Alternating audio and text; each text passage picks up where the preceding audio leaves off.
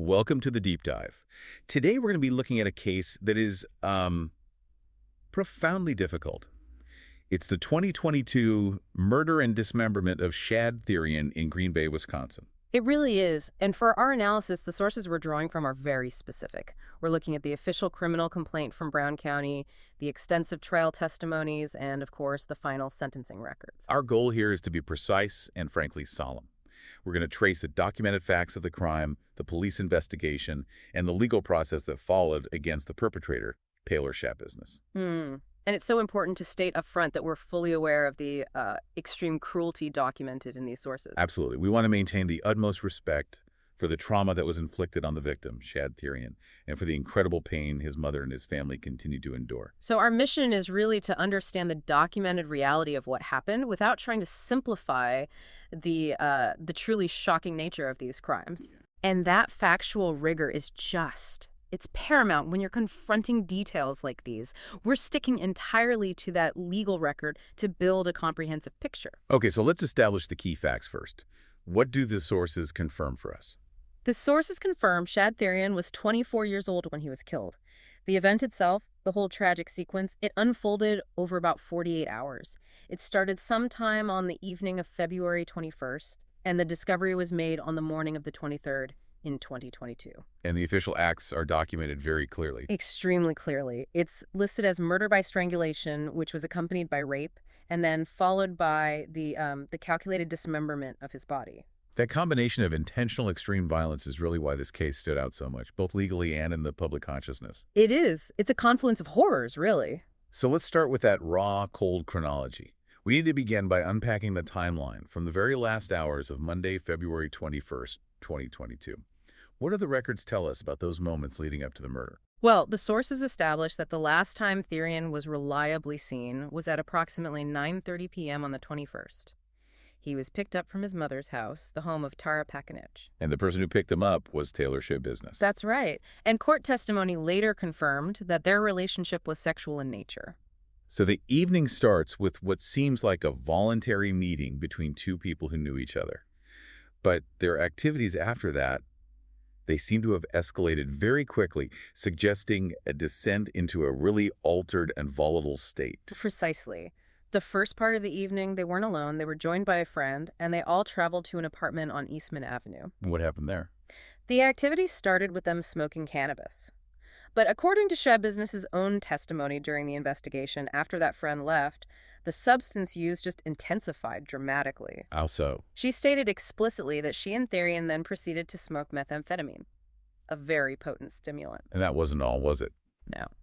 She also said they injected the prescription drug trazodone, which is typically used as an antidepressant but also acts as a sedative. Let's pause on that combination for a second. Yeah. You have cannabis, a powerful stimulant like meth, and then you're injecting a sedative on top of it. It's a chaotic mix. And what does that specific cocktail of substances, Yeah. what does that imply, especially when you look at the defense strategy later on? Well, that combination is legally and psychologically pivotal. The defense really tried to argue that this mix, a stimulant that's often associated with paranoia and violence, plus a tranquilizer, created an explosive, unpredictable, and a severely impaired mental state. So they were suggesting a detachment from reality. Exactly. The theory was that this massive intoxication could support the later claim that she didn't have the mental capacity to form intentional malice, or to even appreciate that her actions were wrong. That's the legal standard for a not guilty by reason of insanity plea. But the sources also show that after this intense drug use at that apartment, they didn't stay there. They went back to Thyrion's mother's house. Correct. And this return to a private, familiar setting is what ultimately enabled the conditions for the crime. And his mother wasn't home at the time. That's right. They got back to the residence while Tara Pakinich and her boyfriend, Steve Hendricks, were documented as being out. So they had the house to themselves. They did. And the sources are very clear. They went straight down into the basement. And it was there, in that secluded space within his own family home, that they began to engage in sexual intercourse. That basement became the absolute epicenter of this whole tragedy. And in an attempt to sort of contextualize what happened next, Shad Business brought up their alleged sexual history. Yes, she did. Shad Business claimed that she and Thyrion had, in the past, engaged in erotic asphyxiation, breath play. So the defense brought this up. Yes, the defense brought this forward to suggest that the strangulation initially began within some kind of consensual framework. But the documented facts of what actually happened that night, Yeah. they just completely obliterate any claim of consent. It turned into a sustained, intentional homicide. Very, very quickly. This is where the criminal complaint moves from that context to the horrifying mechanism of death itself. How specifically did the complaint detail that escalation from what she claimed was a consensual practice to murder? The complaint is explicit.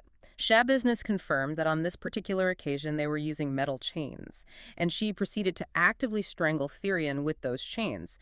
The account in the records documents an extreme use of force that it rapidly transformed the situation from what might have been a high-risk sexual encounter into a fatal attack. And the sources document a critical point of no return, a moment where it was clear he was suffering irreversible damage. That moment it's medically and legally defining. Shad Business herself stated that she continued strangling him with the chains until he started coughing up blood. He was coughing up blood. Yes.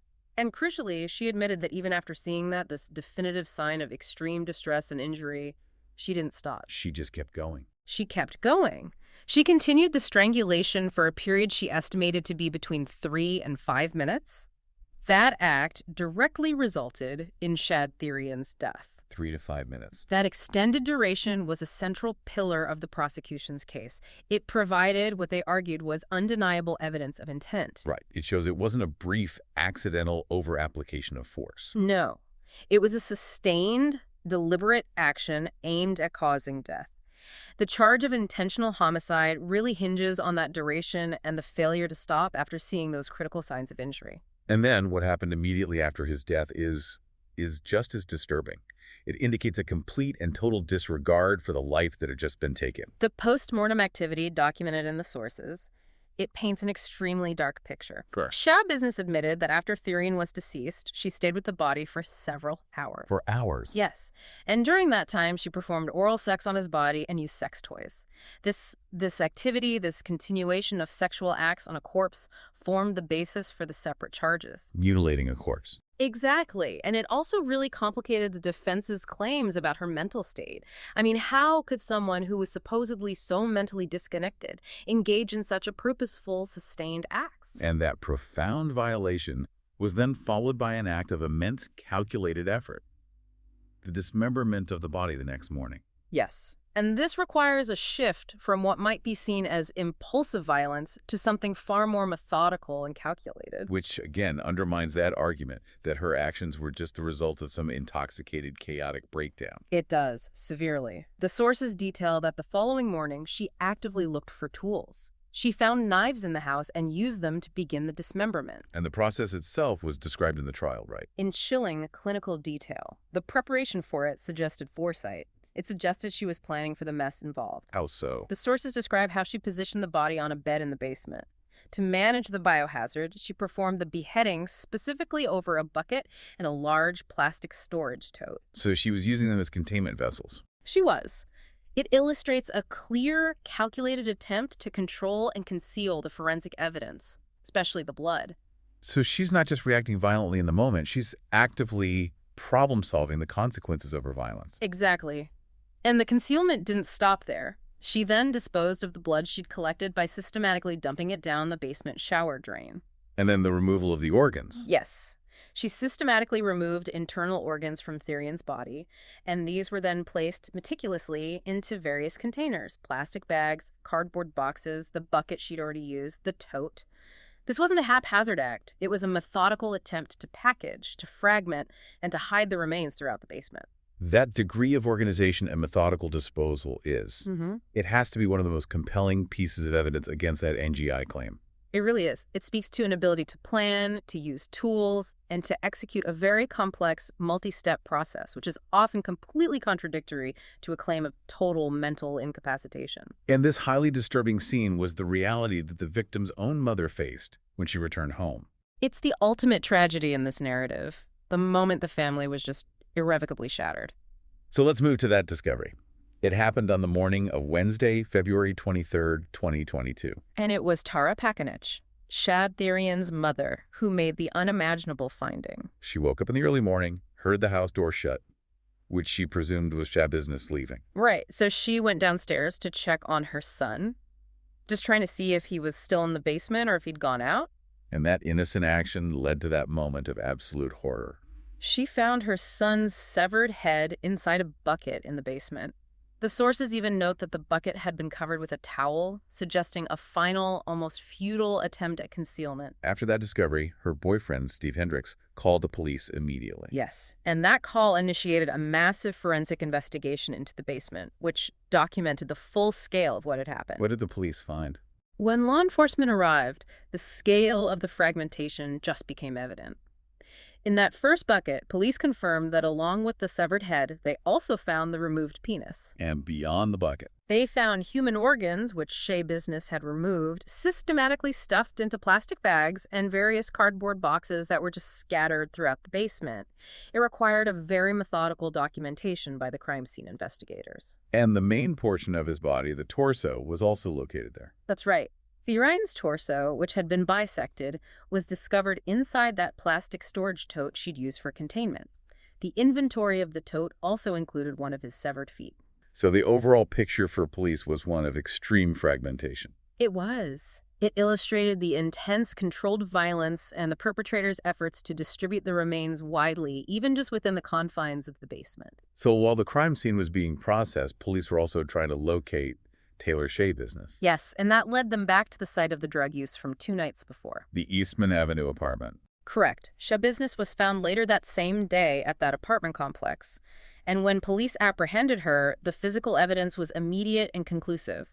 Her clothing was saturated with blood. A critical piece of evidence linking her directly to the violence. No question. She also had injuries on her body that she had to explain.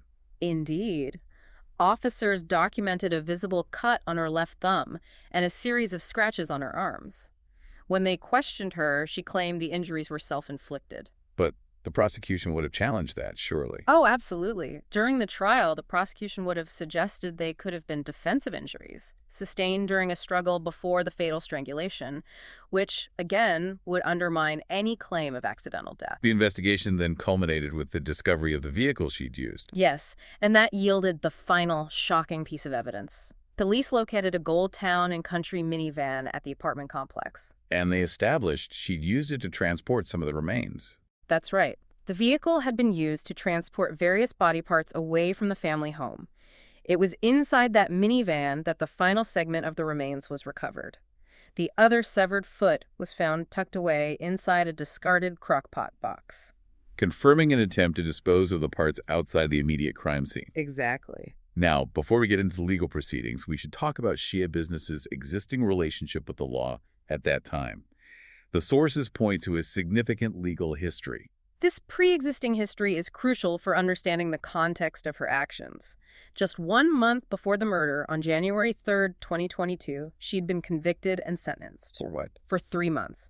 For prior offenses, specifically fleeing, eluding, and obstructing police. So she was already an individual under active supervision. And that supervision involved mandated monitoring. Precisely. The documentation shows that she had violated the conditions of her release by removing a GPS tracker from her ankle. So she'd cut off her ankle monitor. Yes. And while the sources aren't definitively clear if she was on work release at the exact moment of the murder, the fact that she had intentionally removed that mandated monitoring device weeks, maybe even days before, it demonstrates a fundamental disregard for legal authority. It paints a picture of someone already operating well outside the required boundaries of the law. So following her arrest and all this overwhelming physical evidence, she was formally charged on March 1st, 2022. With 3 distinct offenses that captured the entirety of her actions: first-degree intentional homicide, mutilating a corpse, and third-degree sexual assault. And the legal battle really began right away, didn't it? Centering on her sanity at the time of the crime. It did. Her initial attorney, Quinn Jolly, moved forward with the standard defense for a case like this, where the facts of what she did are undeniable. the not guilty by reason of insanity plea, or NGI. That was submitted in September 2022. Yes. And it's important for listeners to understand the dual nature of an NGI plea in Wisconsin. It's not just arguing that she was mentally ill, it's a two-part process. First, the defendant acknowledges they committed the physical act. Then second, the defense argues that due to a mental disease or defect, she lacked the capacity to appreciate the wrongfulness of her conduct, or to conform her conduct to the requirements of the law. And as we've discussed, the methodical nature of the dismemberment and the cleanup, the bucket flushing the blood, that provided the prosecution with powerful evidence to argue against that second part.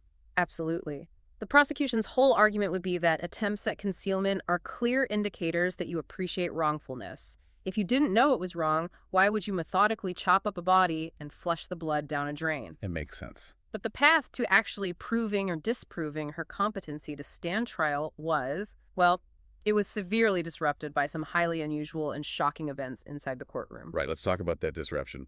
The physical attack on her own lawyer, it got national attention. The most dramatic incident happened on Valentine's Day, February 14th, 2023.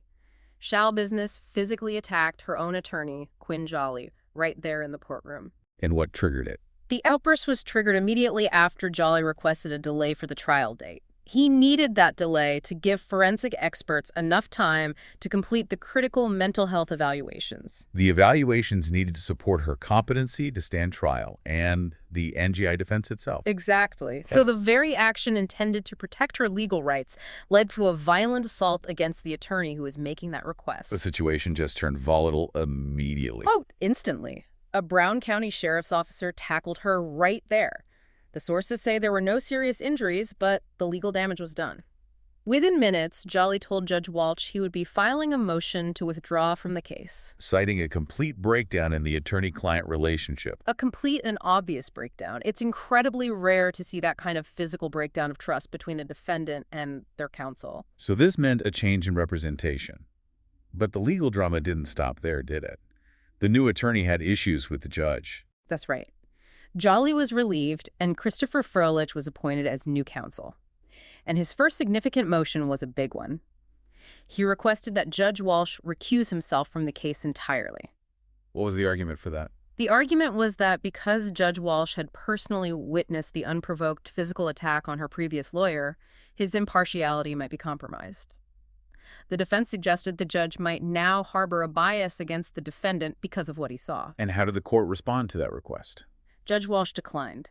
He maintained that his impartiality was intact and that witnessing the event did not compromise his ability to preside over the case fairly. So the trial moved forward with this unique dynamic. Yeah. A judge who had a direct, personal observation of the defendant's volatility. Exactly. Outside of any testimony or evidence. As the trial preparations continued, the focus remained on that psychological assessment for the NGI plea. And the forensic testimony revealed some statements that were, well, they weren't just signs of mental illness. They were profoundly detached from reality. The testimony of the forensic psychologist, Diane Litton, brought out one of the most widely reported and bizarre statements from Shad Business. During her evaluation, Shad Business claimed, completely unprompted, that she had a thing with Jeffrey Dahmer a year ago. A relationship with Jeffrey Dahmer, a notorious serial killer who had been murdered in prison nearly 3 decades earlier. Yes. That statement alone just signals a profound break with reality. How is the defense trying to use that? The defense was using this, and other statements like it, to bolster their argument for a mental defect. The idea was that she was so detached from verifiable reality, from time and fact, that she couldn't possibly have understood the moral and legal wrongfulness of killing Shad Thyrion. They were trying to show a fragmented, even delusional state of mind. Exactly. But the prosecution had their own experts, and they argued that while these statements clearly indicated a profound mental illness, they didn't necessarily mean she was legally insane under the NGI standard. The standard which requires the inability to appreciate wrongfulness. Precisely. So despite all of it, the claims of incapacity, the violent courtroom attack, the bizarre statements, the jury ultimately had to reconcile her mental state with the intentionality implied by the sustained strangulation and that meticulous cleanup. And that reconciliation led to a very definitive outcome. On July 26, 2023, the jury delivered its verdict, and they did it quickly. Shad Business was convicted on all 3 counts she faced. First-degree intentional homicide, mutilation of corpse, and third-degree sexual assault. Yes. That verdict was a definitive rejection of the NGI defense. It concluded that even with documented mental illness, she possessed the criminal capacity and intent to be held fully responsible for her horrific acts against Shad Thyrion. The sentencing was 2 months later, on September 26, 2023, and this was Judge Walsh's final opportunity to articulate the court's response to the gravity of the crime. Judge Walsh imposed the maximum possible penalty, which really reflected the severity and brutality of the case. He sentenced Shad Business to life imprisonment without the possibility of parole. Ensuring she will never be released. Never. And he added an additional 10.5 years for the other charges, for mutilating a corpse and the sexual assault, which just reinforced the finality of the sentence. And the judge's rationale for such a severe sentence wasn't just about punishment, was it? It was framed as a necessity for public protection, and he used very strong language. His statement was a profound condemnation of the crime's impact on human civilization itself. The sources quote him emphasizing that his primary duty was to protect the public from her. He articulated the gravity by saying, and I'm quoting here, "This crime offends human decency, it offends human dignity, it offends the human community. It really does." That's a powerful statement from a judge, positioning the crime not just as a legal transgression, but as a violation of shared societal standards. It is. But immediately after this powerful declaration of condemnation and absolute justice, the legal record presents what is, I think, arguably the most poignant and difficult detail of the entire case. The victor's father offering forgiveness. It's an extraordinary moment of grace in the middle of unimaginable tragedy. Despite the unspeakable loss, despite the horrific details of his son's destruction, Shad Thyrion's father chose to offer compassion to the perpetrator during that sentencing hearing. A response that just goes completely against the expected human reaction. Yeah, completely. And his documented words really capture that difficult choice. He said, "I believe everybody makes bad choices, maybe not to this scale.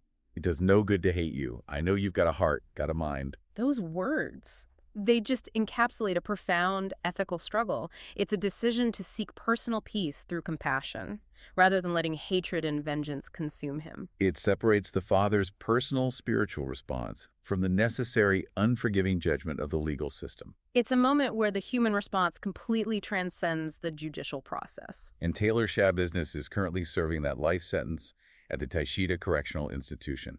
It's a high-security facility for women in Fond du Lac, Wisconsin, where she'll be confined for the rest of her natural life. Confirming the finality of Judge Walsh's sentence.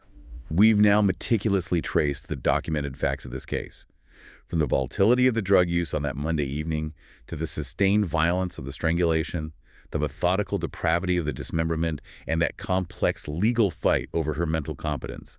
This deep dive has really established the layers of this extreme tragedy. I think what stands out when you synthesize all these sources is the sheer contradiction in the defense's strategy versus the evidence. We noted that pre-existing disregard for the law that removed GPS tracker, which came before the escalation. That state of chaos, fueled by the drug cocktail. It clashes directly with the organized, calculated actions that followed. The positioning of the body over buckets, the flushing of blood, the careful packaging of organs. It's chaos versus calculation. The legal process itself was marked by such extreme circumstances, especially that courtroom attack. It forced a change in counsel. It challenged the judge's impartiality. It really makes you wonder how the jury was able to separate her documented volatility in court from the question of her mental state at the time of the actual crime. Well, the jury's rejection of the NGI plea confirms that they found the evidence of intentionality, the duration of the strangulation, the attempts at concealment. They found that more compelling than the evidence of mental illness and drug impairment. It reinforces that Wisconsin standard. It does. That being mentally ill does not automatically mean you are legally insane, especially if your actions indicate you understand what you did was wrong. The case is a harrowing study in how severe intoxication, extreme violence, and existing mental health issues can coalesce into an act of documented intentional homicide.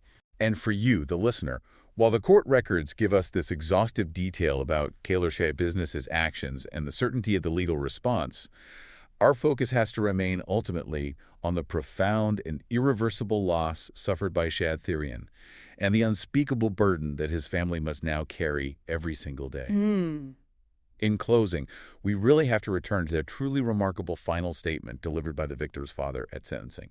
It forces us to step back from the legal framework of retribution and punishment.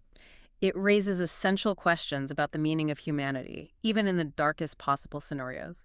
So we want to leave you with this provocative thought, something to carefully consider as you mull over the facts of this very difficult case. Reflecting on Shad Thyrion's father, who offered forgiveness to the person who committed absolute depravity against his son. How does the act of choosing compassion, or even just attempting to find it, when you're faced with the absolute extreme of documented human cruelty and intentional destruction, how does that influence the deeper meaning and application of justice, separate from the sentence delivered by the court? It's a powerful question. Does that compassion primarily serve the perpetrator? Or is it fundamentally a necessary mechanism for the victim's loved ones to seek and to define their own measure of peace? It is an enduring, complex ethical question born from the deepest possible tragedy.